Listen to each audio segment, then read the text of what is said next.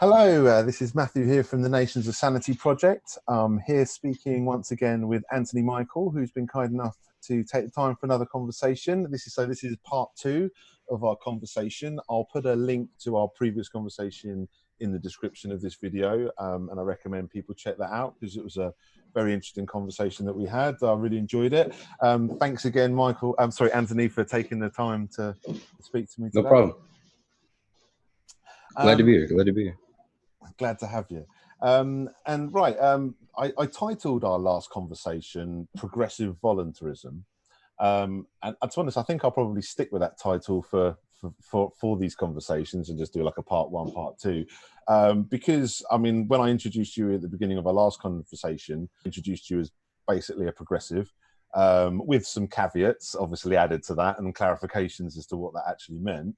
And obviously I don't want to speak for you with regards to the voluntarism side of things, but I felt like as we spoke through our conversation, we illuminated how progressivism and voluntarism can synergize together. So someone can be, for example, a progressive voluntarist.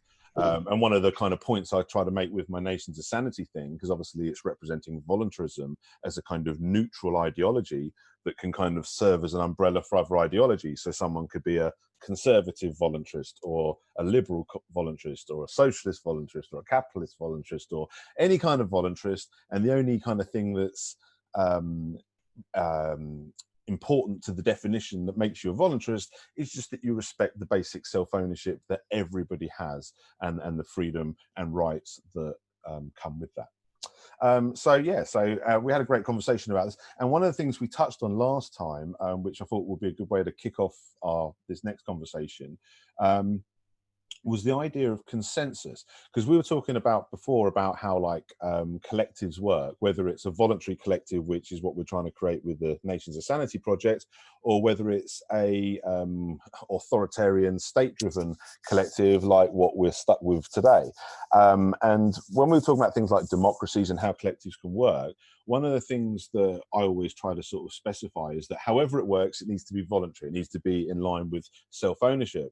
And one of the ways that Anthony mentioned is the way of sort of ensuring this is when you sort of move forward with say you create a voluntary collective, the way to move forward with however you're going to run it, however you can run it is up to, the people involved. It can be democracy. It can even be representative democracy. Not that we particularly recommend that as a way to go. But the important thing is that the start off point, it starts with a consensus. It starts with the fact that all the participants are in agreement with moving forward in whatever way you move forward as a collective. And the reason why I liked stumbling upon this kind of way of describing this was I'm always trying to emphasize how we need to always stay faithful to self-ownership. But one of the things that a lot of people that are into voluntarism, for example, are very individualistic, and they've got a real kind of aversion towards the idea of any kind of collectivism, which is understandable because a lot of it is involved with government and coercion and all the rest of it. But the idea that we can have non-coercive collectivism, voluntary collectivism, for probably a better way of putting it, it is something that needs to be spoken about as well. And the best way to speak about that is to talk about it always starting with a consensus, because when you have self-owning individuals, everyone having right over only themselves, then the only way that a organization can move forward is if they start with that consensus where everybody involved is agreeing to be involved. What do you think about that, Anthony? Yeah, I mean, I don't want to jump immediately. I'd hate to jump immediately to a tangent, but for me, the question of whether or not you can have capitalism, voluntary capitalism, and self-ownership, and actually abide by those principles under a system of capitalism is what immediately arises. But with collectivism, I think it's pretty inherent. It's pretty inherent that you're going to have a general consensus with things going forward, because that's the relationship that you're establishing, from the outset. You're respecting one another's rights, property, liberties, and everything, self rights and property rights as well. Yeah, I mean, I think the reason why people have that distrust towards collectives is because of the fact that government has kind of sullied the idea of collectives, because obviously all the forms of collectivism we have now are absent that consensus, they're absent that respect for self-ownership, with regards to the fact that you have, like, you know, like for example, even when you have a democracy, you have it run based on the basis that when the democratic majority has power, the minority are basically vulnerable to having their rights infringed. I mean, one of the points that I always kind of emphasize with this whole nations of sanity idea, and why I say it's so important, is because the idea of having the non-aggression principle as the law and having everybody's rights protected as some kind of absolute that sits above, you know, everything else, is that whatever you organize underneath that is obviously going to have that consensus going forward, because there's no other way to do it, because you can't violate people's rights. But the problem is when you don't have that, then you end up with what we have today, which is where you have these collectives that go through government coercion. And the problem is as soon as that comes into play, people's choice and people's agency ends up getting left at the door, because it's not necessary anymore. Does that make sense? Yeah, I think it's interesting to even call it a collective, or any type of collective. It is a collective behavior, but it isn't really a collective decision making process. You know, from my opinion whatsoever. But in a lot of ways, it's depicted as though it is like to be, and so that's why it's, as we know, more of a system of pacification and rationalization, as far as our government and everything, what it really provides for us, rather than real representation of the people's will. And in America, at the least, for like in America, this is proven academically. They have Princeton and Yale, a couple of East Coast colleges. They came out with it, and these were talking points on Bernie Sanders' campaign for the 2016 and the 2020 election. So Well, it's kind of like just generally known what was in that the specifically, discourse. sorry, that was established by Princeton? That's the so more or less what they determined was the will of the people, and the correlation between what was actually represented in policy that was passed. And so the will of the people was this, and the policy that was passed was a straight vertical line. And so there was no correlation whatsoever. And so they can see which special interest groups, and how, like, which ones hold more power and everything. If you take a college course on like political science of probably like a 200 course, you'll talk about it and you'll learn about it and everything. And so it's really interesting that it's like so bold faced, and it's even amongst Just academia. accepted as reality, like. Yeah. Yeah, I mean, to be honest, I don't think anybody would be surprised at that either. I mean, it's, you know, obviously they can Oh yeah, kind of exactly. establish it, but It's even amongst the general people, it's just common, a common part of the discourse. yeah, I mean, I think we can all see it as well. It's one of those things that's almost, it's as plain as day, you know, like the will of the people is largely ignored. And you know, I think we spoke in our last conversation about how so many things that actually have the majority of the population behind it, yet it doesn't have the political will behind it for various reasons, most of them corrupt. And because of that, it's, yeah, like you say, I mean, well, you said it better than me, really. It's that you've got the public opinion, which is one way, and then you've got what's happening by the government the other way, and often they couldn't be further apart. So yeah, I mean, yeah, I don't think anyone would disagree with that. I think when it comes to things like collectivism, and I don't know whether this is a good segue into the issue of word definitions, but it's definitely something I wanted to sort of speak about in this, because this is when we talk about things like capitalism and socialism and anarchism and even fascism. In fact, any ism we speak about, there's such a variety of definitions that different people attach to different words. And I find that sometimes, you know, I spoke before about how sometimes I'll see people on the left wing and on the right wing arguing with each other over something, but often they'll just be straw manning each other with things that the other person doesn't really, you know, positions that they don't really hold, even though there might be other people on their political side that do hold those positions. And there just seems to be partly an unwillingness to understand each other, but also a genuine misunderstanding, because people just see things in different ways. And I think capitalism and socialism are really good examples of that. And for anyone who's listening to this as well, I haven't really introduced what this project is, but basically the Nation to Sanity project is built on the idea that the only way to create a free society with equal rights is to establish the non-aggression principle as the law through a peace agreement, which would create what I would call voluntarism, a free society. Now, one of the other ideologies that is connected to voluntarism, to the point that it's often considered to be the same as voluntarism, is anarcho-capitalism. And this is basically a form of anarchism, with the idea of basically saying, look, we should just use the free market as our economic system, because if everybody's a free individual, then voluntary trade seems an obvious way to go. Now, the problem with the word capitalism is that means a lot of different things to a lot of different people.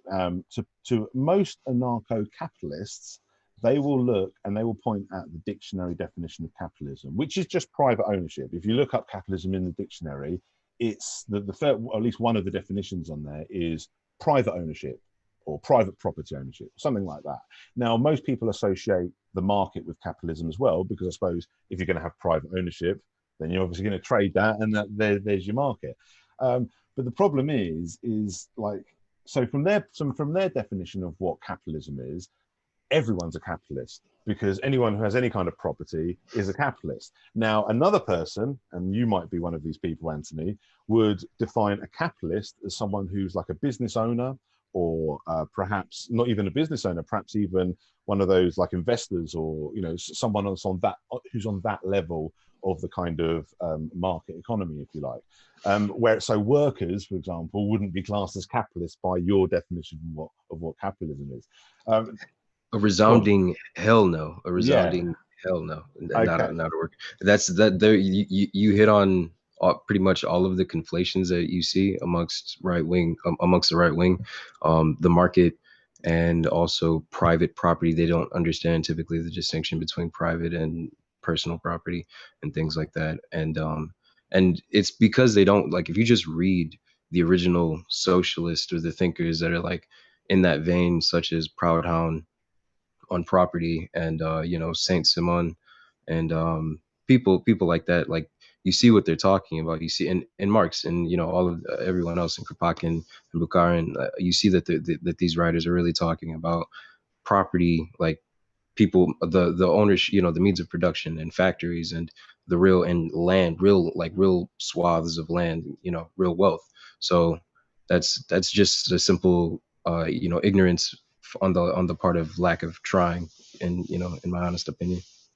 Okay, right. Well, I mean, I'm going to write down private property versus personal property, because I mean we might even disagree on that, but I'll be interested to tackle that issue.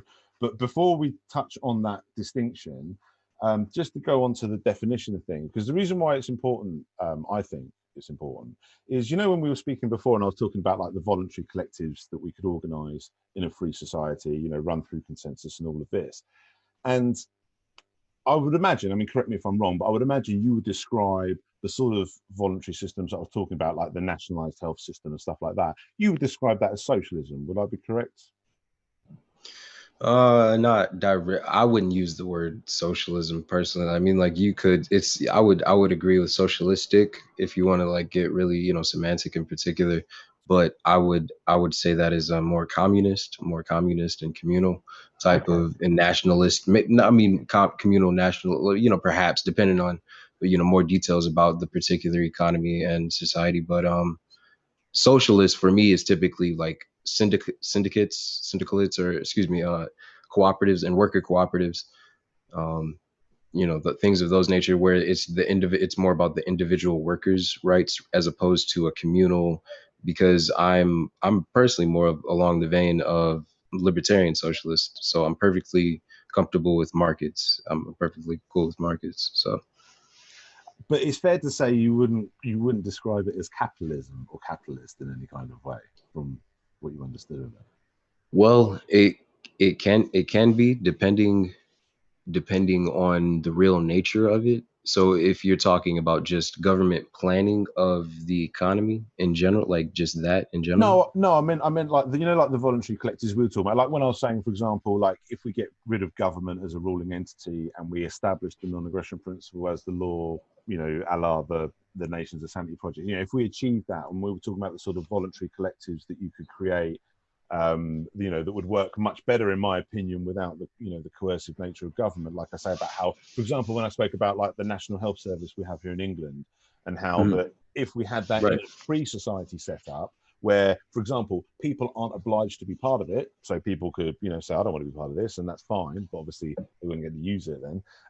But then the people that are part of it, because they're willing participants, they've got more genuine control as like equal owners of it, like almost like shareholders in a company would, which would be a more truer democracy, because they would literally have an equal say, because they would have an equal right, over these organizations. Right.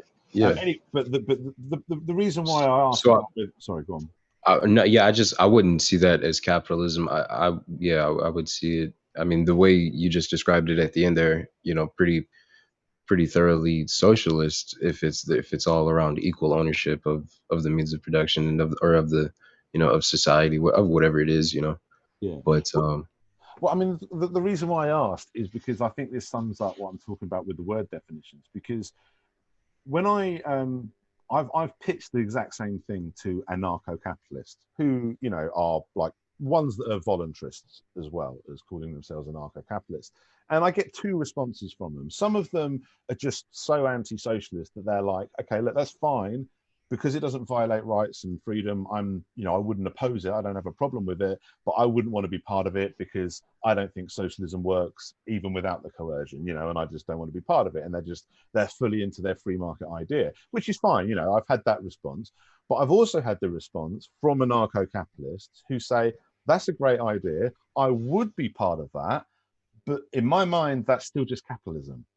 Because as far as they're concerned, their definition of capitalism, and this is why it's important to understand where other people are coming from, because interesting. because an anarcho-capitalist, and this is why anarcho-capitalists, proper anarcho-capitalists I'm talking about, who are actually voluntarists, this is why it's important to distinguish them from, say, conservatives or other people that would invoke capitalism as their That's bag. Go on, sorry. so a voluntarist anarcho-capitalist. That's a distinction I don't think I've personally encountered, and to me it seems contradictory to say to combine anything voluntary and capital. I mean, it is not to say that it's impossible. Obviously, it's not, but it's just so counterintuitive, and like you're going to, at that point, who's going to really enter into a deal of anything less than 50% or equal, like proportional to what it's just, it's inherently, you have to be cheap, kind of ripping somebody off. So it's we're going to face that, like that for me is the central issue with capitalism. So I would probably immediately, uh maybe be not combative per se, but Yeah. have to, that would come up within discussion between me and that person, most likely. Yeah, but the thing is, I mean, that's because your definition of capitalism requires the profit motive. So like a collective, like I spoke about, where you've got like like a nationalized health service or something like that. In your mind, that's not capitalist. That's like socialist or even communist, as you said. Now, in like I say, when I pitch it to the anarcho-capitalist, in his mind, that's just capitalism. And my point is that this is why I'm talking about with the definitions, because you're working on such different definitions that you could be presented with the exact same idea, call it something different, but because you call it something different, you might never come together to make it happen, if you know what I mean. And what I'm saying is like I said, this isn't the case with all anarcho-capitalists. I've had some say, look, socialism doesn't work, and they do see it as socialism, what I present, even though it's a voluntary form of it, which I mean, the ironic thing about saying that capitalism and voluntarism seem contradictory, because they'll say the same about socialism. Well, that seems contradictory because obviously, and I think both sides can make a point, because both sides can point to a coercive nature of our current system that's attached to either capitalism or socialism, that they'd say, well, how can it be voluntary if you've got these things connected to them? But that argument can be made from both sides, because both sides have slightly different definitions of their own ideology and slightly different definitions of the other ideology. And that's not to say there wouldn't be genuine differences, disagreements, even if you were working on the same definitions. But I think a lot of the times there's disagreements where there doesn't need to be. And I think this is a good example where, like, the idea of these voluntary collectives, the reason why an anarcho-capitalist views that as capitalism is because an anarcho-capitalist will say to will basically say, look, all capitalism is private ownership, and property rights is just private ownership. There's no distinction between personal and private property. Just if you own something rightfully, it's your property. That's capitalism. So although obviously in our mind we'll probably think, well, we think of capitalism as like profit and business and stuff like that, whereas so when you've got when you've got like a voluntary collective that's removing the profit motive and is just working for that mutual cooperation, that doesn't seem to be capitalistic in, because that's because we've got a different definition of capitalism to this other person saying, well, all capitalism is respect for property rights. So if you're respecting property rights, well, in my mind, respecting property rights is just part of voluntarism, what I mean? And in your mind, it's just part of any kind of civilized system, even one that would call itself socialism, because the systems that you would advocate, I'm assuming, and we'll get into more detail just to clarify this, but I'm assuming would also respect property rights. So my point is you could create a system like a voluntary collective, and you'll have some people that still won't want to be a part of it, even on the voluntary nature, but even they won't actually oppose it. Even they'll say, good luck to you. I don't want to be part of it, but I haven't got a problem with it existing because it's not a threat to me and it's not going to violate my rights.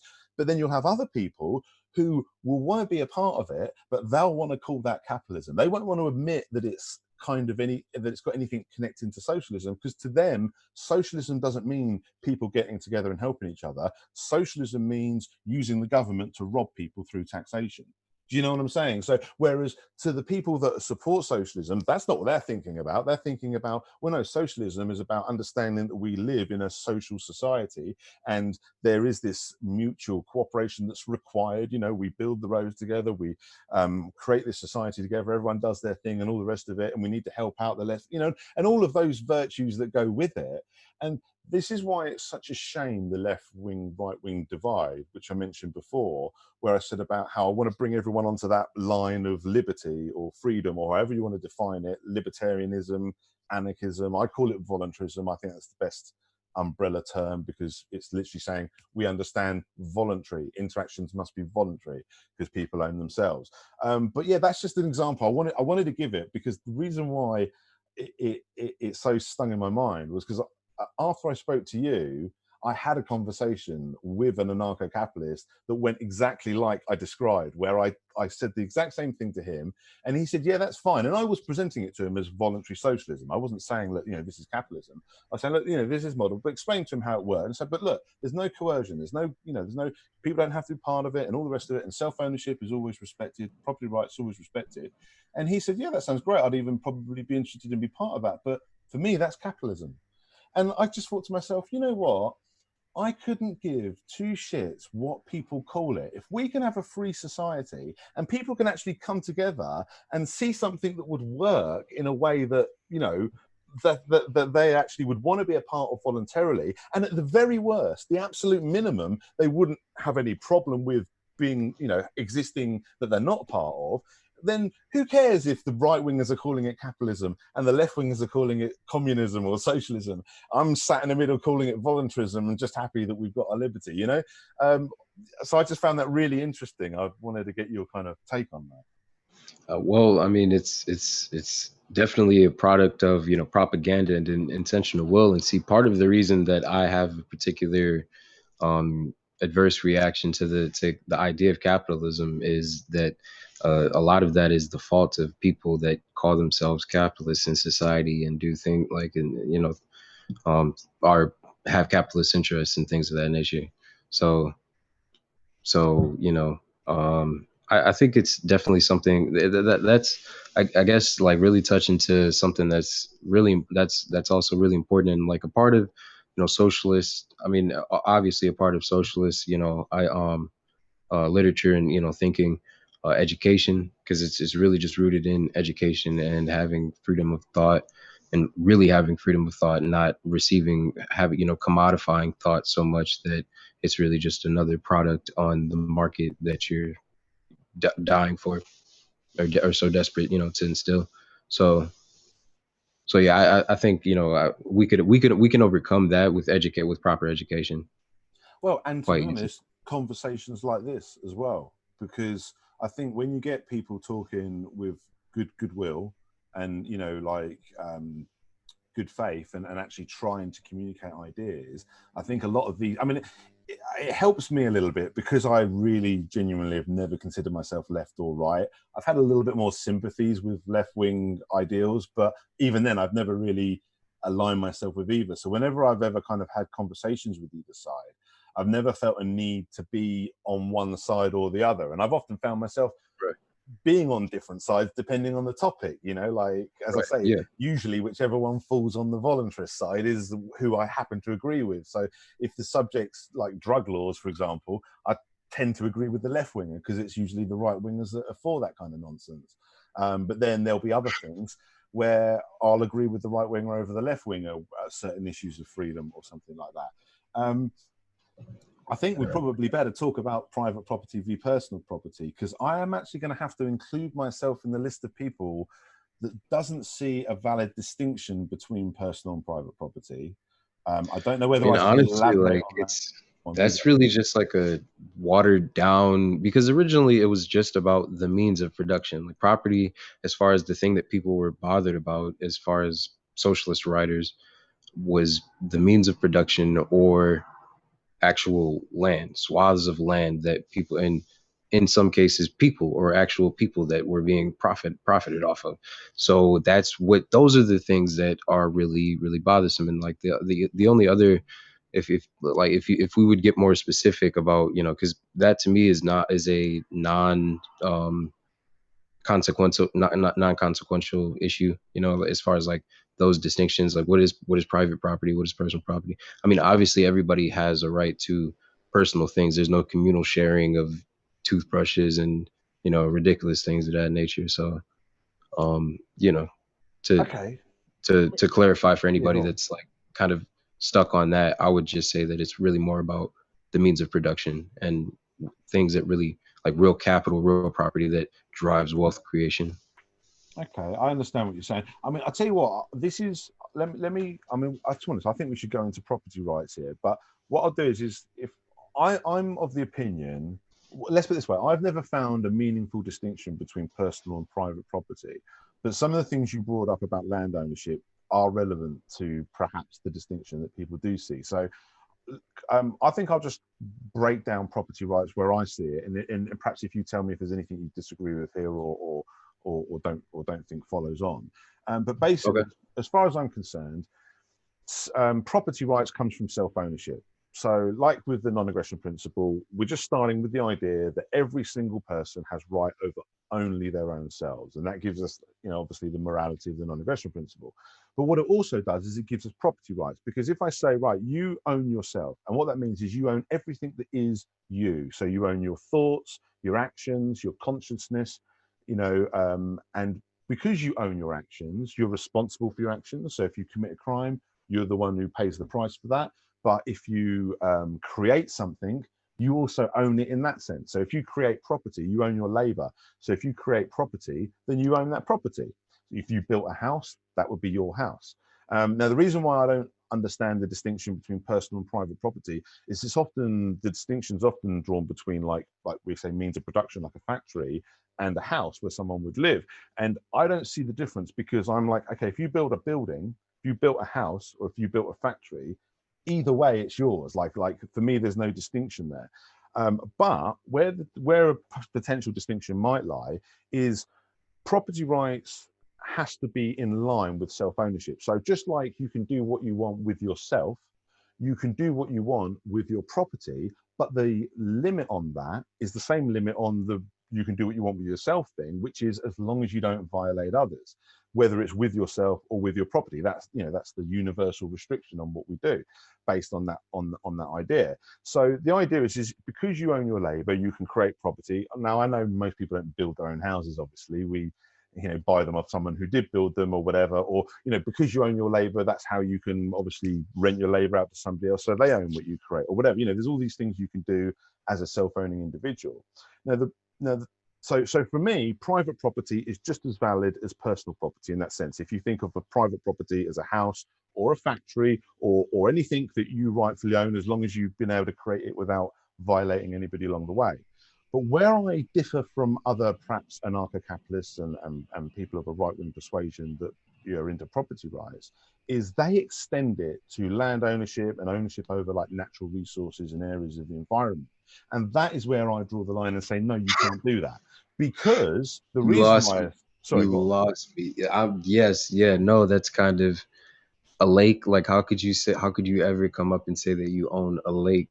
Yeah, at that Well, point, the person probably lost me because, anything that I've created, like if you build a lake with a group of people, because you're not going to do it by yourself, then you as a collective, you guys, you have some more natural rights to that than anybody that would come up. And so you also have some responsibility. You know what I'm saying? You can't mess up the ecosystem that greater surrounds it. So that's really complicated, but um what I think you're really speaking to is how personal property or private property is like things that are you accumulate as a product of your labor are definitely respected amongst socialists and people of the left wing. So there would well, be some. Well, by you, maybe. I wouldn't say that you could speak for everybody who identifies as socialist on that front, because there are plenty. I mean, I've had conversations with others who have had a different view on things like that. And That's interesting. so, I mean, I've had people tell me, I mean, I've even given them thought experiments of saying, okay, because they'll tell me that I can't build a factory and own it, but I can build a house and own it. And I'm saying, well, what's the distinction? They say, well, you're using one to live in and you're using one to, means of production. I'm like, well, okay, well, what if I built a house, lived in it, then started turning half of it into a factory, and it got into this weird thing. And I was like, well, it just seems arbitrary to me. Why aren't I allowed to make, means of production out of my own property and stuff Well, like that? I think Go on. I think the part of the issue is that land you didn't create that land. I mean, the house, if you know, I, as far as like the worth of the wood and everything and the labor that you put into the house to building it, once that's paid off, at no point any longer should that person be paying you anything, in my opinion, because at that point they've just repaid you for the construction of the house. And I would, as a socialist, like I would agree with that person that or like if somebody calling myself a socialist, however you would look at it, I would agree with that person that you don't have any right to extract value from that land unless you're actually doing something, like that is something I would agree Well, with. forget land for a minute, because that is a separate thing, which I probably will agree with you on. But let's go back to just the house thing. The house, right? The house, yeah. Right. Once that person pays you enough, like the equivalent to how much what you put into building it, then it's a like one that has to Sorry, happen first. what person? What scenario are we talking here? Whoever is occupying, Oh, what you mean? because Someone you were was renting it from you or something like right, that? yeah, yeah, Oh, exactly. right. Okay. Why though? Because that's a fair exchange. You as a person created that, structure that's there, and put it together and everything, and so you deserve something for your efforts and for your time and for your labor. And so if I'm going to come take the house, I ought to be the one to pay it to you, in my opinion. Oh, I see what you're So saying. Yeah, but what I'm saying is like, for example, if I built a house and I started and I decided to rent, and it's my property, or whether I built it myself, it's rightfully mine. We agree that it's rightfully mine because I built it or I bought it off the person who did buy it or whatever. But the thing is, my point is if I decide to rent that out to somebody, I could rent if again, as long as it's part of a voluntary agreement, I don't see why I don't have the right to rent it out to them however long. Even if they end up paying me in rent, what would have been enough to buy the house. The point is then they should have leased it to buy or something like that. They shouldn't have rented it. But my point is if it is my property, what would be the reason why I wouldn't be allowed to rent it out, indefinitely to the end? If I shouldn't have any obligation to sell it. It's always my property unless I want to sell it. And if people obviously want to buy it off from me, then that's a different thing. But if they just want to rent it from me, just see what I'm saying? I mean, I'm not saying this is a good way to run an economy. I'm just saying with rights, with regards to what I would have a right to do, if it's my property, my point is I have a right to do anything with it as long as I don't violate anybody. And I see now why you know what I'm these saying? people are called voluntary capitalists. I see now because it's a voluntary exchange interaction.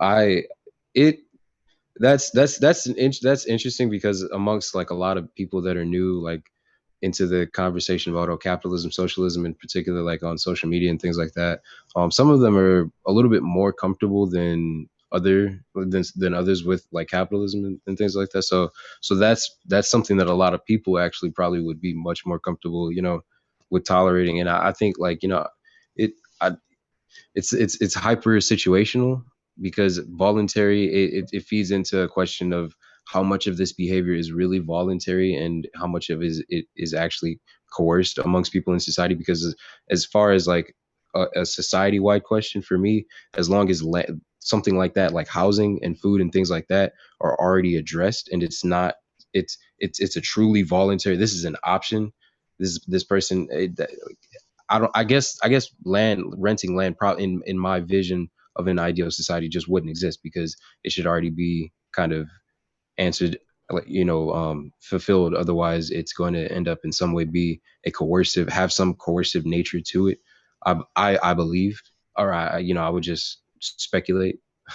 Yeah, I think we need So to talk about the land issue because that keeps coming up. And so just to go back to the property rights thing, I mean, as I say, like, property rights come from self-ownership, and I think, if you create something or require it through voluntary trade, it's yours as long as you don't violate anybody along the way. But my point is that means you can buy a house, or build a house. That means you can buy a factory or build a factory, and you own these things rightfully. They are your property.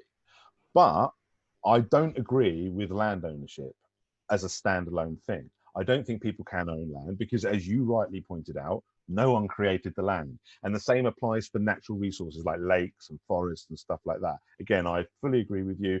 No one created that. This is part of our shared natural environment. So it's nobody's property. It's part of the environment that we all have equal right to use. We're on the same page there. And this is this is a problem with properly defining terms, because when I talk about private property, I'm talking about your house or your factory, but I'm talking about actual property. I'm not talking about some estate of land, because that's not private property by what I'm talking about. That's not real property. It's not property. Like I say, it's just a natural area. So again, we're kind of on the same page. And if people wanted to say, well, that's what the private property v personal property distinction is about, again, this is where the language thing fails us a little bit, because I'd be more in agreement with the guy. I mean, the problem is I did break into details with him about, even actual property, and he was having it that, you're not allowed to have means of production out of a building. That's means of production. You're not allowed to own it privately. And we fell apart. But to be fair, not everyone is like that. It's a little bit like the capitalism. So it's a little bit like you were saying about how, okay, perhaps you can see how that's technically voluntary, but there's obviously other things that you think might compromise that, like people's situations and stuff, and how you may not oppose it with regards to having a problem with it because you understand that it's not, violating anybody, but it not necessarily something that you think is a good way to go as part of an economic system that you sort of be enthusiastically part of. That's kind of similar to the anarcho-capitalist who didn't want to be part of my voluntary collective thing because he just saw it as socialism still, even if it's a non-coercive version, but was happy for it to exist. And this is what I'm saying about why I think the voluntarism thing is the answer, and specifically this idea of making the non-aggression principle the law is the answer. Because, like I said, the worst case scenario, the worst case is we fully disagree with each other on something, but we both respect this basic principle enough that we can still live in peace. But obviously the better scenarios, and the scenarios that I think are actually made more likely, is the fact that we can actually work together because we know that it's like voluntary and coercion free. But yeah, just to go back to the land ownership, because I don't think that land ownership is valid in that sense, because I'm agreeing with you on that, but there is still a certain claim that people can make to land when it's attached to property, only if it's attached to property. And it basically goes like this. Can you still hear me okay? Hello?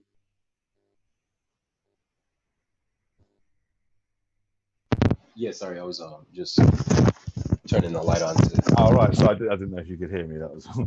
You can still hear me okay, though, yeah? Yeah, it's starting to Yeah. go down. Had to get some light on. So yeah, so basically it goes like this. So as I say, I own me and I own my property that I, rightfully create. So my house that Yeah, I built I or think whatever. that's the crucial thing. Like when it comes to, when it comes to what you're talking about is the occupation of land, because the root idea is that you don't for eternity own that land. You don't actually own that land, and that's gonna get to another question of generational wealth, which is also a big problem. Like that's a big, that's part of the problem of capitalism and the accumulation of wealth. But the real, like, I guess a question we would have to ask is what's the answer to that for each of us as an individual, that underlying axiom of, what do I really own this land for eternity? Do I really get to pass it on forever, or do I not?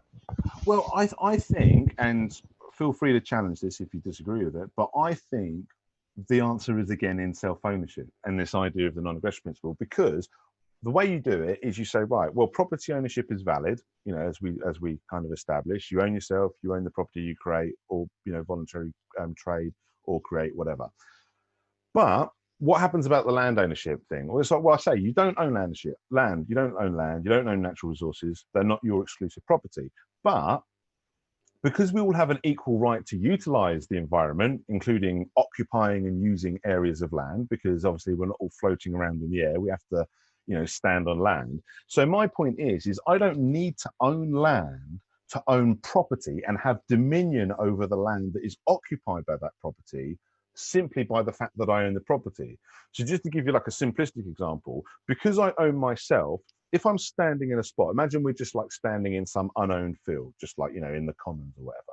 And I'm standing in a spot.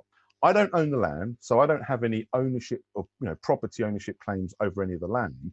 But the spot that I am standing in is being occupied by something I do own, i.e. myself. So if you came in and said, well, I want to stand on that spot, it's like, well, sorry, I was here first. I don't own this spot, but I'm here first and I own me and I'm standing here. If you try to invade that spot, you try to push me off it or stand on it, and, basically that would be aggression. Not because I own the land, but because I own myself and I'm occupying and using that area. Now, when I move away from that spot, you could then go and stand on that spot because I don't have any ownership claim over it. Like I say, it's not my property. But while I am there, I do have a dominion over it that would serve kind of the same as ownership in the sense of having that exclusive domain, but it's only attached to my ownership of myself. I don't actually have an ownership of the land itself. You take that exact same principle and you just apply it with your property as well. So just like I don't need to own the land beneath my feet for me to have rightful dominion over it while I stand there, I also don't need to own the land beneath my house to have rightful dominion while my house is there and while I'm occupying and using that area, to house me and my property. So it's kind of doing it on that way. And the reason why it might sound like, okay, well, what's the big deal about that distinction? Because for people that have property, they have something that's basically the same as land ownership in the sense of that, dominion. But the reason why it's important is because the ownership is attached to their property, not their land. And what that means is we can't have this arbitrary ownership of land where there's no use occupancy of property involved. So you can't have people owning lakes and forests and untouched land having these big estates, because where's their property right claim to it? They don't have one. The only property right claim they would have for any kind of land or natural resources or part of our natural environment would be the occupancy and use that would be attached to the ownership of themselves or their property. So that's my point, is like if we just stick. So my point is if we want to dispute invalid property ownership, particularly where it pertains to ownership of like land and natural resources, we don't do that by rejecting property rights. We do that by actually embracing property rights, but applying them properly. Because that's what a lot of people that embrace property rights, they don't actually apply them properly. People that say, oh, well, yeah, you can land, I bought it off so-and-so. It's like, yeah, but who did they buy it off? If you go back to the beginning, it's just unowned land. I mean, it was just, no one created it. Whereas with the house, with something that was actually created, actual property, there's something behind the ownership claim because someone put their labor into it. But when it's just something that's part of our natural environment, there's no such claim. Does that make sense? And obviously tell me if you agree or disagree. So to clarify, you're saying that if I built, how long for you would it take to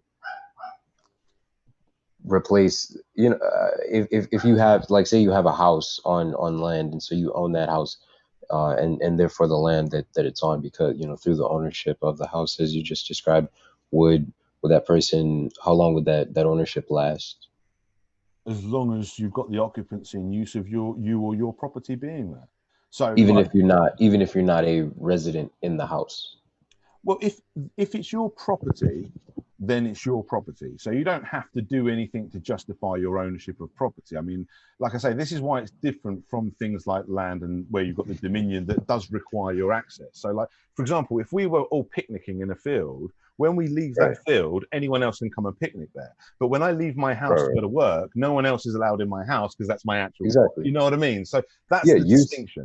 So the use occupancy that you mentioned is that, because if you look at legislation in society, that's something that is is respected, and is a rationale for the state having the right to come in and claim eminent domain.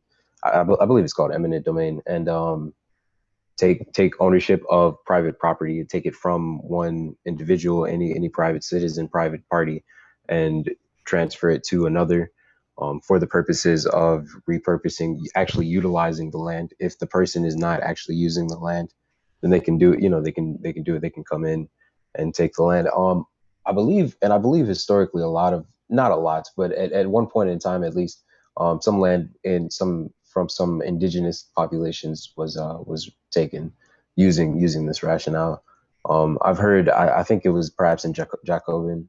I've read a little bit about somebody making the connections between those two, but yeah, that's the rationale with eminent domain. So I think as individuals, we should also have that kind of rationale about land, about in any plot of land in particular. Like if the person that could be living there could be actually using the land, as opposed to the person, if the person that could be profiting from that individual that could be utilizing that land needs a profit because they've given up that land for some reason, as barter, in order to be, if there are some extenuating circumstances such as that, then I would take that into consideration. But otherwise, I'm going to give preferential treatment probably to the person that could actually be utilizing the land, Well, I as mean, again, like similar to the state we need would. to separate land from property because, like, I mean, like I say, with land, no one has any claim to It's land. true. You know, like I say, only True. attached to their property.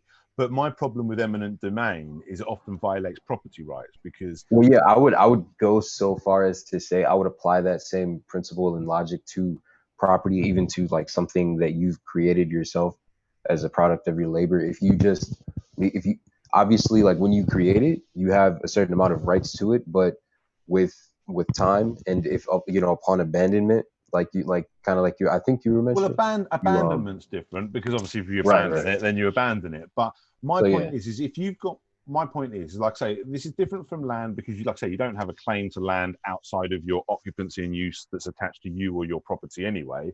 right, So that's a separate issue anyway. But my point is if you've got actual property, so you didn't abandon it, but you might not be using it in some way that some other person deems to be, proper or whatever. But you have property, a house you own or whatever it is.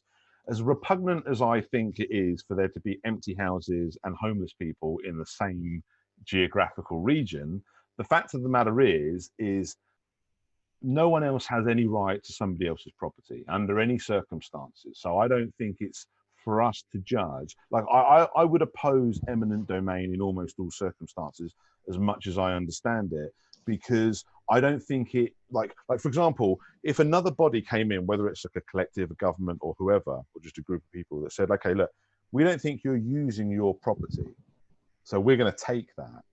If the other person objects, then it's obviously because they're still making a claim to that property. They feel that they're still using it in some way, shape, or form.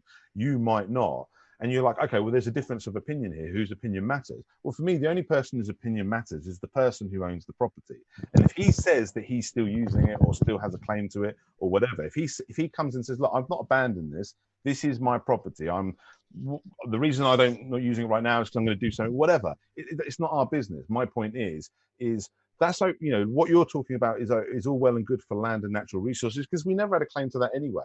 So people shouldn't be able to hold on to that for any amount of time if they're not actually occupying and using it with themselves or their property. But when it comes to actual property, for me, there's no statute of limitations on that. If you acquired it rightfully, this is, of course, you know, so I'm not talking about, you know, like historic. People can talk about historical wealth that's been acquired wrongfully, and that's a good reason for disputing it. But assuming it's rightfully their property, I don't see any reason why that should ever be changed. You know, sorry, go on. You were going to say. So I'm just curious. So a car, for example, if somebody were to leave a car abandoned in a neighborhood for about 5 years, and then well, that's abandoned again. But what I'm saying is, like, imagine, all right, imagine there was a car abandoned, and you think, okay, this has been abandoned, and it looks like it's abandoned. So you're about to take it, but then the rightful owner, who you know is the rightful owner, suddenly comes back, and he says, no, I'm not abandoning that. I still want it. I just left it there for whatever reason, you know. What I'm saying is, you know, because when you, because obviously you keep saying abandoned, I'm with you. If it's abandoned, it's abandoned. Then it's not their property anymore because they've abandoned it. But my point is I suppose that's what I'm saying is I'm saying because I'm trying to present self-ownership as this kind of absolute universal. So it's not something, oh, we have to obey it most of the time, but under these circumstances we can violate it. It's like, no, we have to always respect these things. There's never a reason not to. And I extend that to property rights. But like I say, a reason why I like to make the distinctions about what property rights really is because some people will have the misconception, and it's an understandable misconception because many people that talk about property rights do advocate for like land ownership and ownership of natural resources and stuff like that, which I don't, because I don't think. But the reason I don't is not because I reject property rights, is because I'm actually faithful to property rights, but I'm faithful to them to the degree that I follow them precisely. I don't extend them beyond where they can actually go. There's no reason within property rights for someone to make land ownership claim where there is no property use, occupancy use, or anything like that. There's no reason why I can say I own this lake or I own this forest. There's nothing in property rights that allows me to do that. So the people that claim to be capitalist or claim to adhere to property rights that make those claims, they don't understand the very principles that they're claiming, you know, to invoke. That would be my response to those sort of people. But yeah, but my point on the property rights thing, and this is why I don't like the personal versus private property distinction, not because I don't agree with what you said about the land ownership, I'm fully on the same page as you in that, but because I don't agree the thing when people start saying, when it's actually someone's property, actual property, not land, but actual property, like a factory or a house or whatever, and then we start dictating what they can do with it to qualify as it being either personal property because they're not using it as means of production, or that they're using it even enough to be counting as using it, sort of thing. My point is if it's your property, then it's nobody else's business whether you use it as a place to live in or a means of production, and it's no one else's business with regards to whether you're using it enough, other than the fact that they might think you've abandoned it, which you can clarify. If you come and say, no, I'm not abandoned it, that's my property, thank you very much, then they've got to respect that. That's where I stand on it. Okay, yeah, I think we're just generally like pretty much in agreement and consensus there. Okay, but you see why that's worth, I guess, clarifying though? Abandon is just the trigger term or what, you know, whatever you would call it. You know, that's the point of, I guess, like determining what is abandoned for, you know, for society and for an individual and everything. Yeah, but do you understand what I mean about with like regards to the importance of that clarification? Because there's another example where, without taking the time to really talk about what we mean, and perhaps that was a failure I had with this other guy. I don't think it was, because I think I did delve into those other things. But yeah, I think this is often the case. I think there's times where people might talk past each other, or even have a valid point. Like my problem with a lot of people on the left wing when it comes to property rights is because they understand that there's a lot of invalid property ownership claims for whatever reason, whether it's like the arbitrary land ownership that we're talking about, or whether it's property that was acquired through some kind of historical theft or something like that. There's been plenty of that going on throughout the ages, or whatever reason. My point is they could dispute those property ownership claims by using property rights, but instead they dispute them by rejecting property rights, and then they even reject valid ownership that shouldn't be disputed, in my opinion. So that's where I feel like they kind of they're on the right side for the wrong reasons, and then they're on the wrong side for the right reasons. Do you know what I mean? It's kind of like that's kind of my perception with it. And I just feel like, look, you could still dispute the invalid private property claims over things that, for whatever reason, like because they never had a claim to ownership in the first place, because it's like, land or natural resources, or because it was, acquired through some kind of historical theft or whatever. You could do that using property rights, because you can say, well, look, that violates property rights. They never had rightful ownership claim over that. But unfortunately, so many people say, well, there's no, private property itself is theft, or, something like that. And then it just kind of, it breaks down into kind of an incoherent argument from my perception. But the problem is I know that there is a valid argument underneath that, because there is a valid argument against the land ownership. There is a valid argument against the ownerships over natural resources and stuff like that. So I think it's just, again, I think we can actually find that we're on agreement over more things than we might think. Part of it's the language problem, where, like I say, the left wingers and the right wingers talk past each other a lot. And obviously, I think it obviously helps us because, partly because we're obviously trying to have a conversation with each other and we're not trying to one up each other and stuff like that. But it also helps that I'm not a right winger, so I'm not attached to any. I'm not going to get triggered if you criticize capitalism or, like that, because I understand what you're saying. I mean, it's like when we spoke last, you said a lot of things.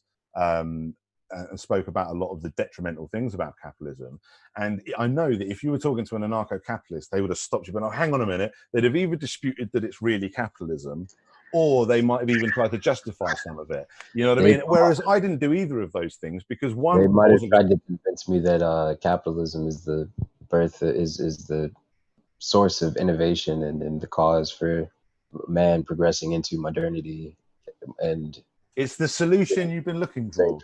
Yeah, exactly. Yeah. So, and the reason I didn't do that is because even though I understand that an anarcho-capitalist would listen to that and their head would want to explode trying to tell you how that's not real capitalism, I understood that what you were talking about was a legitimate part of, I mean, to be honest, a lot of the things you were talking about were even things that could exist in a genuinely voluntary society under the capitalist model. So they're not even things that the non-aggression principles law would necessarily solve, at least not inherently. Like I said before, I think this would still give a foundation for solutions to sit on top of, but it doesn't necessarily, making the non-aggression principle of the law doesn't cure poverty, and it doesn't make homeless people have homes, and it doesn't do those things like magic. But like I said before, I do think it provides the foundation for the solutions that can solve those problems. And I do think that if we don't have that foundation, then any attempt to solve those problems would be compromised and ultimately fail because of that. But yeah, like I said, I know we've spent a lot of this conversation kind of dwelling on definitions but I think it is so important. I think we need to have, not just you and me, but us as people in general, I think we need to have these conversations where we really break apart what we're really saying. Not just assume that we're just, when I say capitalism, I mean this, and if he doesn't understand what I mean, that's his. I mean, we need to be better than that. We need to actually say, well, actually, I know what he means by capitalism, and I know that what he means by capitalism is something different, and maybe not, maybe they'll still disagree even when things are clarified, but maybe when things are clarified, there's actually some things where they do agree, and more often than not, I think the latter is the case. Sorry, I went on loads there. No, you're all good. Yeah, I mean, that's just, again, that's again another part of like the thing for me is education and stimulating conversation and real discourse between the people, the population that is lacking representation. That's why, like I mentioned last time, I got the newspaper started that I'm trying to, get geared up and get going and everything. And yeah, education as well. If I could, start my own institute, a policy institute, something, you know, like the Manhattan Institute, or the you know, all there's in Michigan we have what's called the Mackinac Poly Institute for Public Policy. They, you know, my own think tank, but, you know, just actually funded and built with people, you know, the people of Detroit, of, you know, a city of a particular place, having real policies come forward as a product of it. That'd be something, that'd be kind of a, you know, a nice dream, a dream come true of mine. One of many though. Yeah, well, I think you should work towards that. And I tell you what, I mean, Yeah, definitely. one bit of advice I would give you, which you're, you know, welcome to take or leave, but obviously connected to what I'm talking about here, is whatever you're putting forward. So, like, you know, it's like say you, I know you're not 100% progressive, like, you know, you have caveats with that, but let's say you were saying like this is a progressive movement.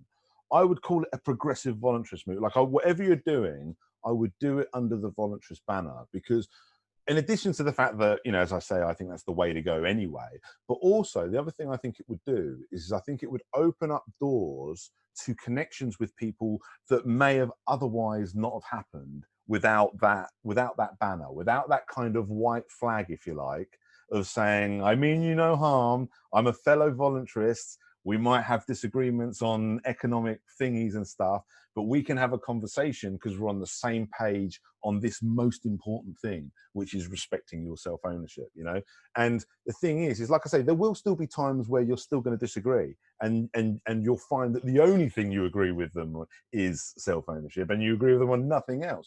But that'll be rare. I honestly think that more often than not, like I said, you know, like when I spoke to that anarcho-capitalist shortly after speaking to you, and I pitched the exact same idea. And like I say, I didn't present it as any different. In fact, I even called it voluntary socialism. And he said, yeah, that sounds great.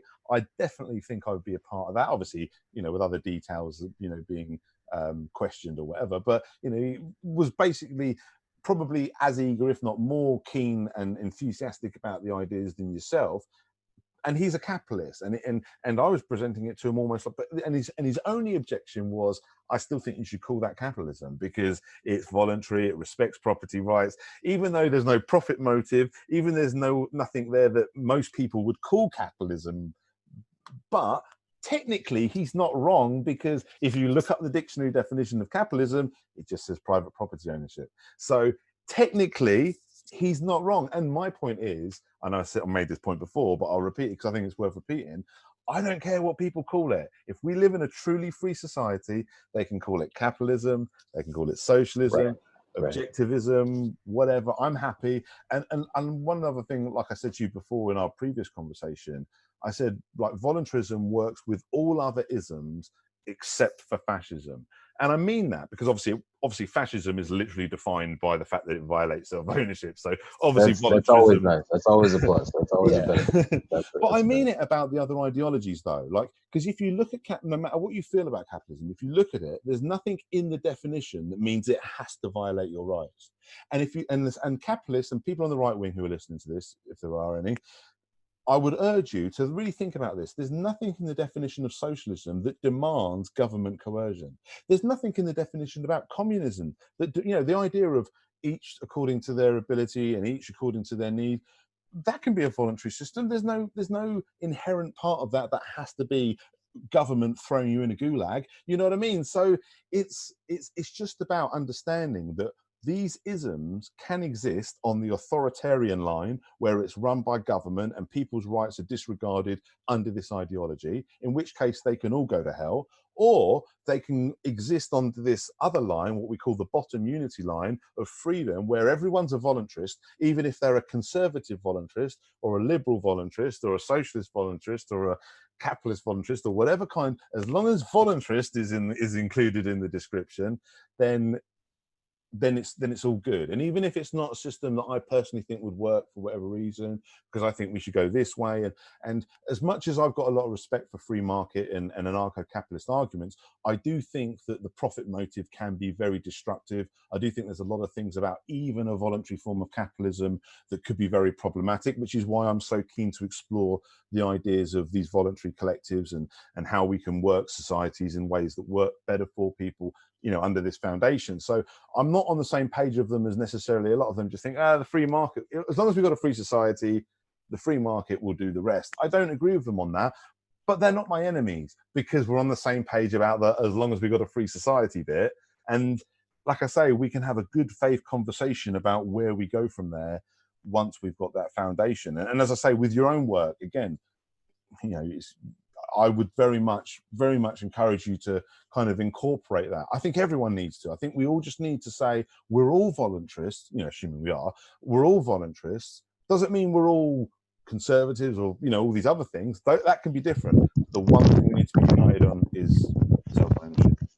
Yeah, I think it definitely would appeal to a lot of people who are in the younger generation that don't want to call themselves, you know, anything like a Democrat or even like a socialist or capitalist.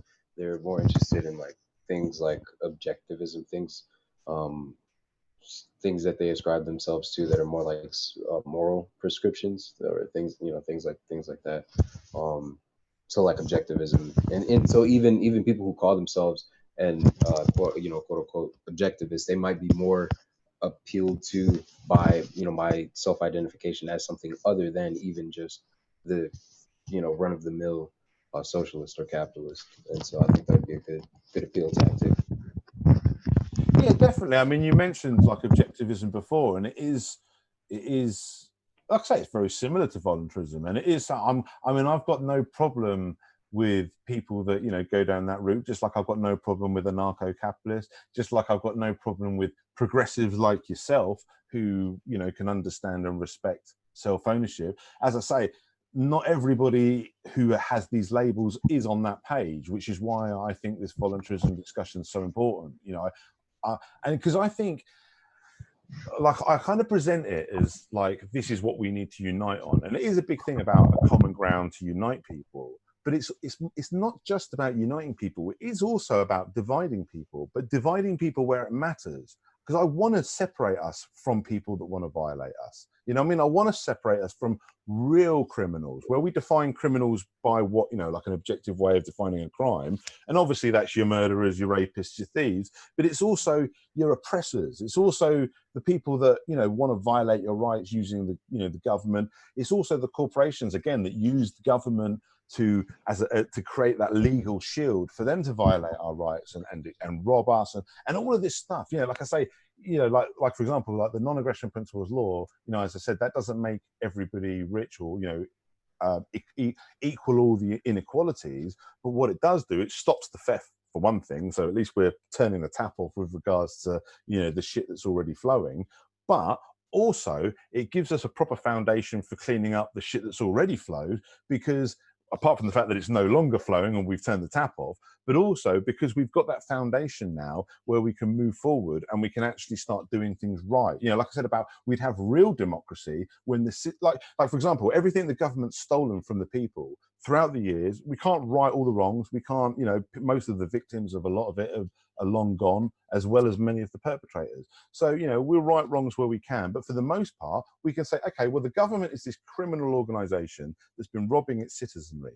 So the most logical thing to do is to remove government as a ruling authority and say, right, now this collective, because you've still got this big collective of infrastructure and resources and everything that the government was controlling. Now this is going to be controlled by the people. And it's really going to be controlled by the people now because they're actually owners of it. They're all equal owners. And if they want, they can cash out. If they say, actually, I don't want to be part of this, I'm going to cash out. I'm going to go here. Or they don't even have to leave the country if they don't want to. They can stay where they want and do whatever they want. This is the point. But because they've got that ownership and because they've got that right and that freedom to walk away, and like I said about when I equated it to like an abusive relationship, when you know you can walk away, then apart from the fact that you can walk away, but you've also got that stronger negotiating position to actually make a society that's something that you do voluntarily want to be part of. You know, that's the thing. There's no incentive to make these social programs work for us because we don't have any choice about them really, outside of some meaningless votes for some proven liars every 4 years. So yeah, that's my little spiel. Sorry, I go on a bit sometimes, but Meaningless votes for proven lies. That's couldn't hit the nail harder on the head. That's pretty well put, I'd say.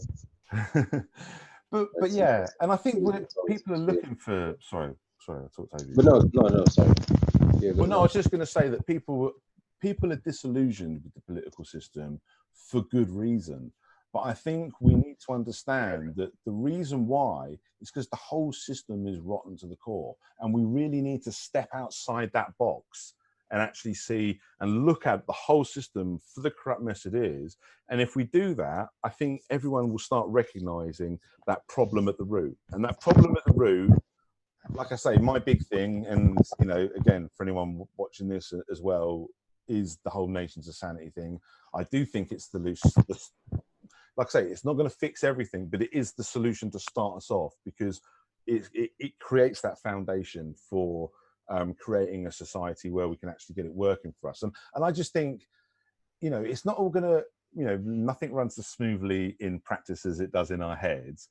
But the fact of the matter is when you think about, for example, a police force, just imagine this, right? A police force that has no rights or powers that you as a citizen don't also have, right?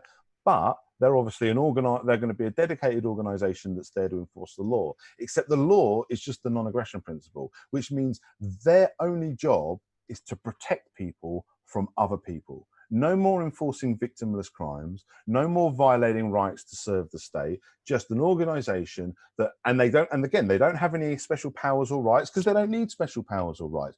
To enforce the non-aggression principles law, anyone can have the right to do that. I mean, we don't all have the ability, not every old lady is going to be able to fend off her mugger. We need others to, you want an organization that vulnerable people can phone and stuff like that.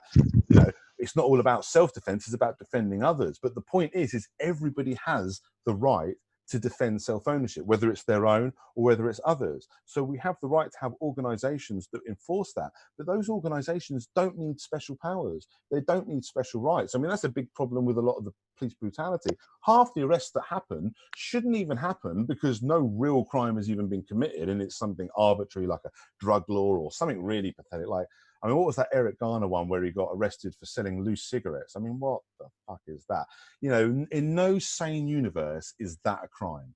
There's no rationale for calling selling loose cigarettes a crime. And apart from all the other tragic things that happen with that, with regards to what the police did, you know, even if he had committed a crime, their actions weren't justified. But the fact of the matter is he hadn't even committed a crime. So you've got the police who, forget about what, you know, we think about them, they're being forced into committing crimes. You know, that they're being forced to become a criminal organization, because when you're enforcing victimless crime, you know, like drug laws and stuff like that, you're the one who's committing the crime because you're just initiating force against peaceful people.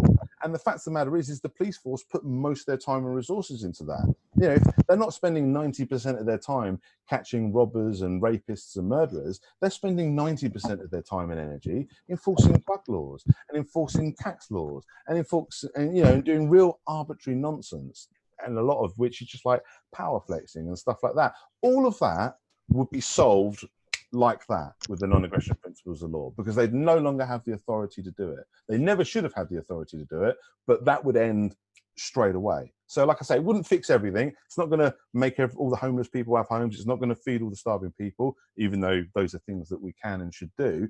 But it will solve those kind of root cause problems that sit at the bottom of everything. Sorry, I went on again loads too much. Yeah, I think that's something that we kind of hypothetically already do have the power within us to enforce, you know, code laws and everything as far as like citizens arrest.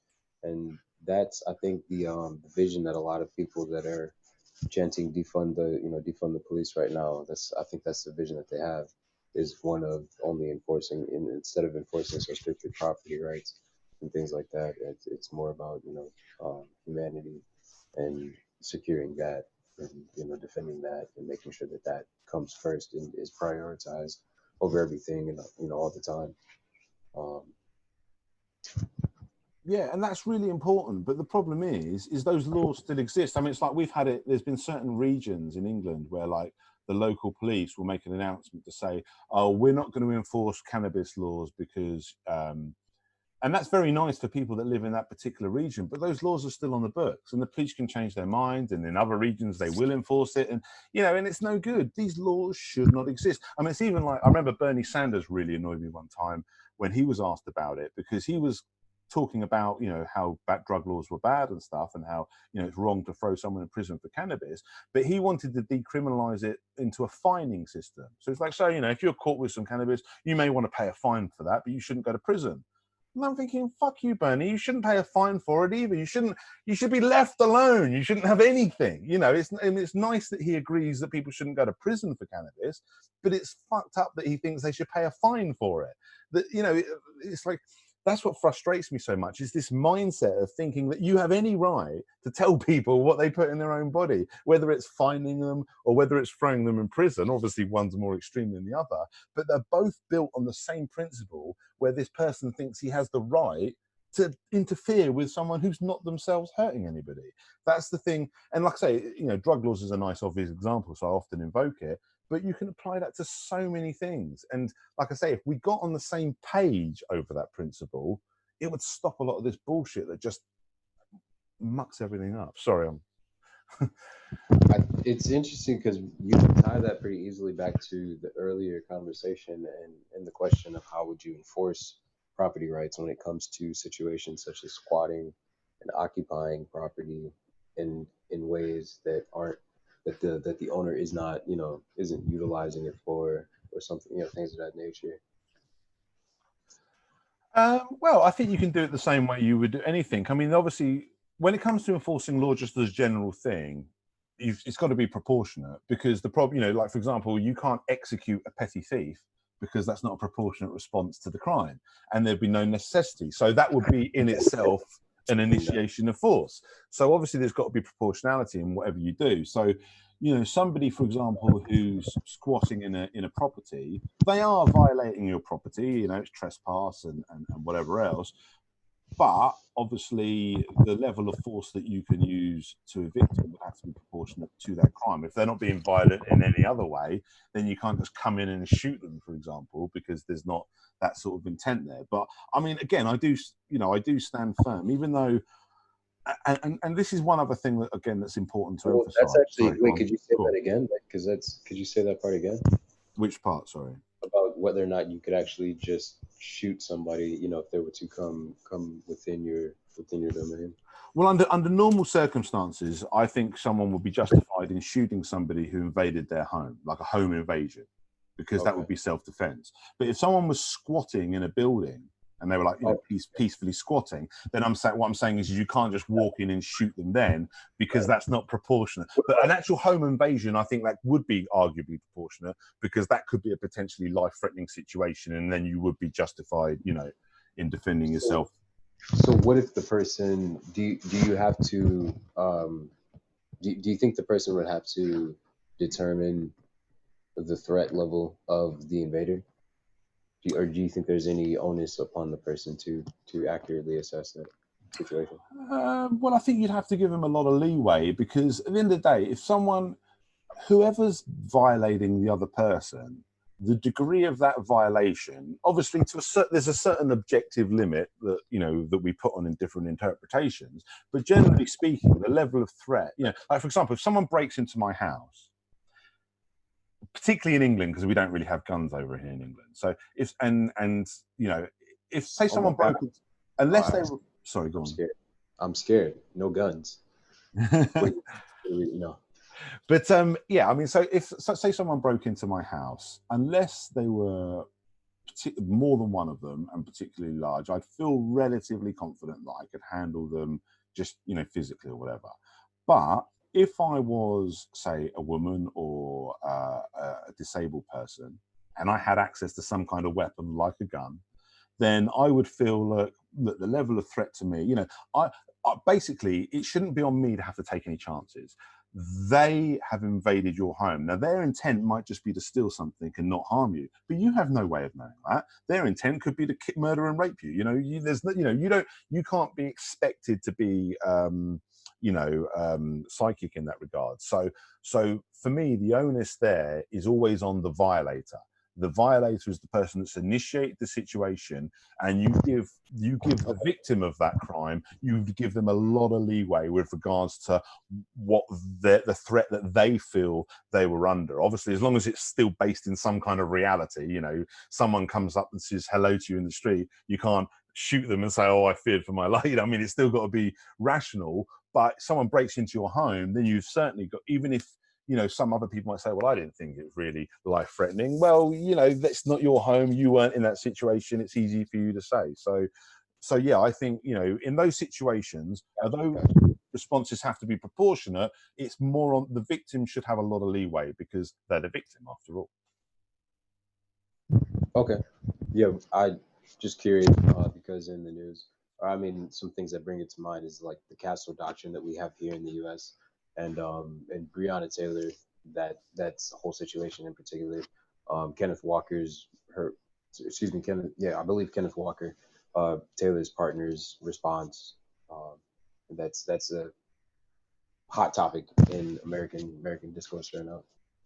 Yeah, I mean, I don't know all of the details, but from what I understand, I mean, there's no justification for the shooting and the boyfriend did have justification because he was shooting at people that are breaking into his home. Now, I know there's dispute about whether or not they announce themselves as police. I don't actually think that's a end of the conversation thing anyway, because even if they did announce themselves to the police, there's no guarantee that the occupants heard it. Even like the neighbours might have heard them say police, the occupants might not have heard them say police. It might have been muffled at the same time as a bang or knocking or something. I mean, just because something was said, that's not a guarantee that people are going to hear you. So I still think that the boyfriend was justified in shooting at people that were busting into his home. As far as he's concerned, it was a home invasion.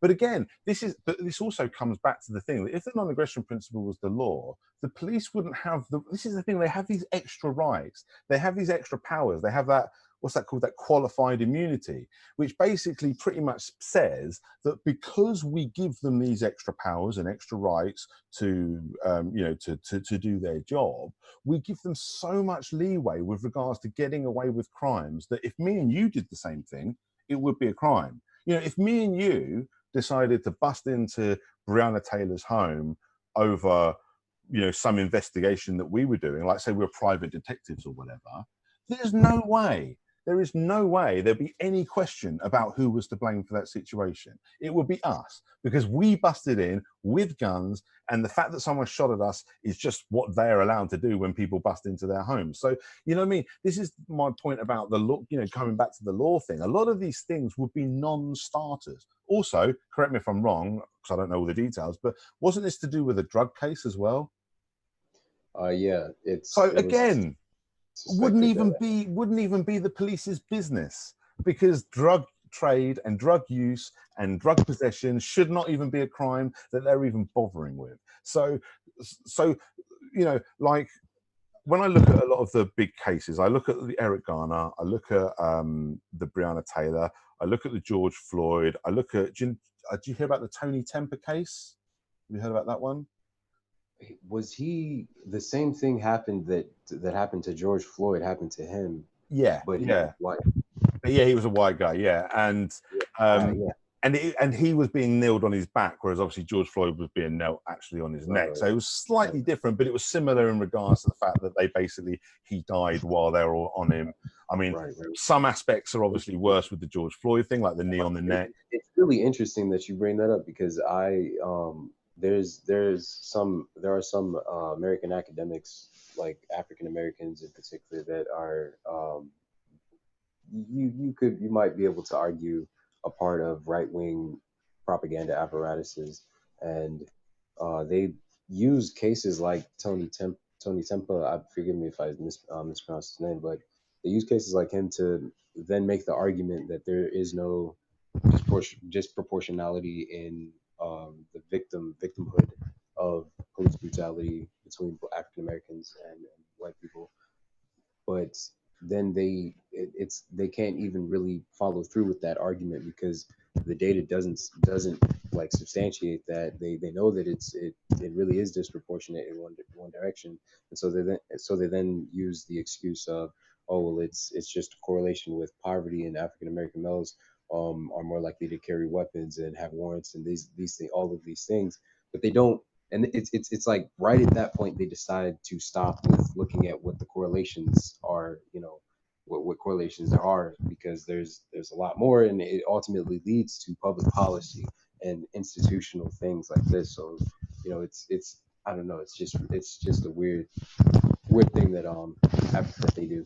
Yeah, I mean that's kind of a weak argument, really, because you know one doesn't disprove the other. You know, like just because the police do something to a white person doesn't disprove that actions against black people have any kind of racial motivation. It just proves that they might do bad. You know, so that's kind of a weak argument from them as well. I mean, the only thing, not that it's necessarily agreeing with anything that you said they said there, but the only thing I would agree with something that they might say is if they wanted to say, look, this is about police brutality more than it is racism. I mean, people can argue about what's the bigger issue, but there's no doubt that police brutality, even independent of the racism issue, is a problem. And you could point to the Tony Temper case and say, well, look, here's an example of saying that it's not just racism here. We've got an issue of police brutality as well as. I think that would be a fairer argument to make. That pretty much is the argument that they're making, but when you do, if you have to be very careful about how you go about that, because if you go so far as to say it's nothing but just a general police brutality problem, then you accomplish the goal of what the right wing also wants to do. Because when that was a big thing that they did when we first started talking about George Floyd, to say, oh, this is nothing to do with it. It's not just because he's black. It's because it's just police brutality, and so you're getting rid of that issue that actually exists. Yeah. Well, the Really thing is, that's part of their tactic. well, that's because the problem is they want to take the nuance out of it. They want to, if you excuse the pun, they want to make it black and white. So they want to say, look, it's either this or it's that. And it's like, well, actually, both can be true. Because, like I say, I would agree with the sentiment that police brutality, even if you took racism completely out of the equation, we've still got a problem of police brutality. So I would agree with them with that. And the Tony Temper case, along with many other cases, I mean, Kelly Thomas is another good example. Well, not good example because it's a horrendous case, but another example of a white person being terribly beaten by police. And so there are plenty of cases that show that police brutality is a problem. So I would agree with them on that. But to say that that in itself shows that there's no problem with racism is kind of nonsensical, because it doesn't show that at all. It just shows that police brutality is also a problem independent of that. I mean, I can understand a little bit with there's nothing. I mean, if you just take it on face value, there's nothing obviously racist about the George Floyd incident, because obviously it is conceivable that that could have happened to a white person. It was, if you look at it, it's that's one thing. That's a kind of a straw man that also occurs. Is, oh, it's if you more black or more Latino police officers murder African American males, and that's a mischaracterization of the argument, because it's really about just the fact that he was a black male. And I mean that itself still doesn't necessarily make it entirely just out and out racist. I mean the other officers were one of them was Latino and then the other one was Asian too. So it's there's definitely nuance to the situation. Exactly. Yeah, and to be honest, I would agree that the George Floyd case was more about police brutality than it was about racism. Not to say that racism isn't obviously a problem as well, and like that it's completely unrelated. But when I looked at that, I mean, for me, I mean, obviously it means different things to different people when they watch it. But when I saw it, and to be honest, it was a long time before I didn't even watch all of it because I just couldn't. I've seen too many videos like that. It destroys my soul watching a lot of it. But I mean, like the Eric Garner thing was hard enough to watch, but I obviously wanted to watch it because I wanted to understand what had happened so I could, deal with the arguments over it and stuff. And again, and even the Eric Garner thing, again, it's not necessarily just because he's black that he was treated that way. But the problem, so there is an argument for saying, look, we've got an issue here that's just, that's police brutality. But the problem is where the racism thing comes into it. There's clearly a lot of racist cops. I mean, there's so much video evidence of that, and there's so many times where you look at situations where it's hard to imagine the same thing happening to a white person, even though someone could probably find a situation where it did in some situation.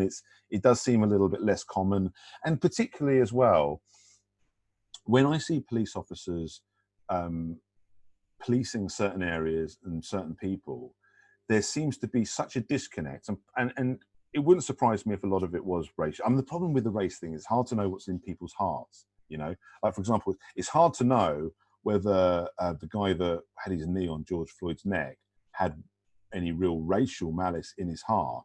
But one thing that is clear is he didn't seem to give two monkeys or not whether the fact that the guy whose neck he was pushing his knee down on was dying while he was doing it.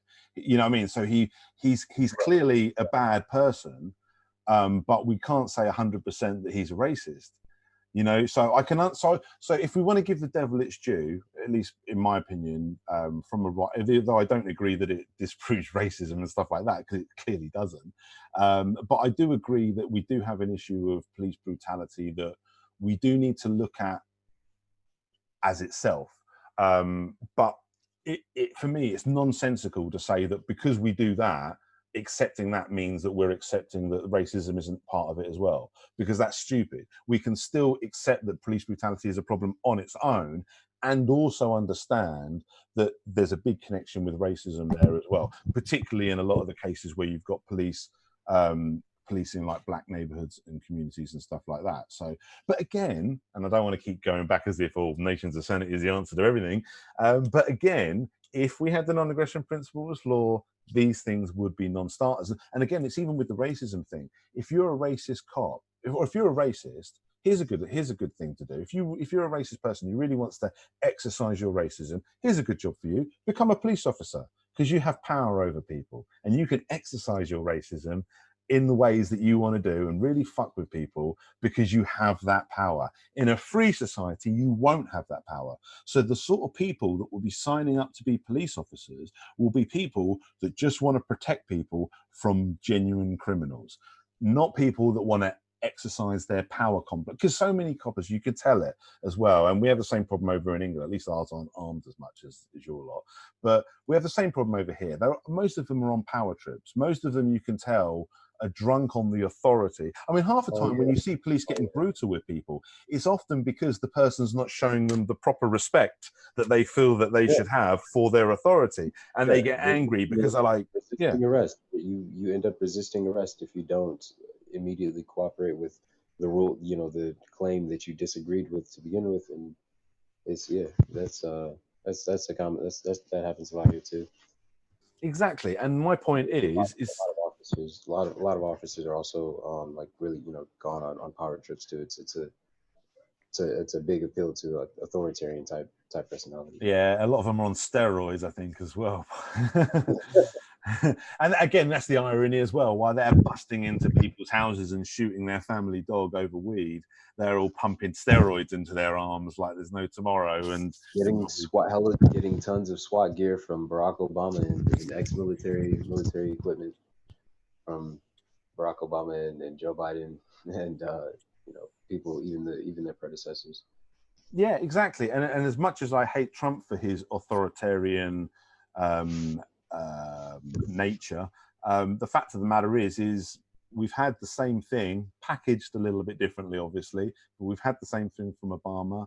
We would have the same thing from Biden if he, you know, takes over. We had the same thing from all the ones, you know, like we spoke about in our previous conversation. They're not really different in the ways that matter to people like you and me. And again, this is the other problem as well. And it's like, and like what you spoke about before, about how the will of the people and the will of the government are so far apart. And the problem is we live in a world where the will of the government is what is being done and the will of people is what is being ignored. And like I say, if we get onto this voluntary side of it, and like I say, I recommend with your own work as well what you're doing, because, you know, the newspaper idea, I think it's a good idea. I hope that goes well. You know, these are the things that you need to do. You need to educate people. I think conversations like this are good. Like I say, not just between me and you, but I think more people need to be having these sort of conversations. I personally encourage people to have this sort of conversation with this context of voluntarism and really putting that as our foundation and saying, look, we can agree on this if we agree on nothing else, because I just think it gives us a firm footing for moving forward. And it's like, you know, like you were talking about getting rid of Congress and stuff like that in your local area so that you can have more direct power. That is a goal, a dream. That is a dream of mine. Yes, that's a goal of mine. Well, I tell you what, Anthony, I think, and again, I want to keep these conversations at 2 hours, and we're approaching that again now. So if it's all right with you, we'll wrap this conversation up in sort of the next 5-10 minutes. But again, if you're up for it, I would be up for doing another conversation and talking more. Let's do it. Yeah, wicked. Okay, that's great. Okay, so we'll definitely pencil in. I'll talk to you afterwards about exactly when. But anyone listening to this conversation, there will be a part 3. So stay tuned for that. But I mean, if there's I don't know if there's anything you want to say before we wrap up, but I'll just kind of conclude my kind of side of this by saying that whatever we do, like I say, whether we're voluntarists, whether we're conservatives, socialists, capitalists, objectivists, anybody but fascists can fuck off, they're not welcome. But anybody else, even the commies, if you're voluntary versions and you don't want to rob me, that's fine. Each according to their need, and each according to their ability. That sounds like an actual quite a noble gesture in a voluntary society. But in a totalitarian state society, it's just as evil as the rest. So that's, I think, the distinction we need to make. And that will truly separate fascism from everything else, because everything else existing in a statist version, it's just going to be a fascist version of conservatism, socialism, capitalism, whatever.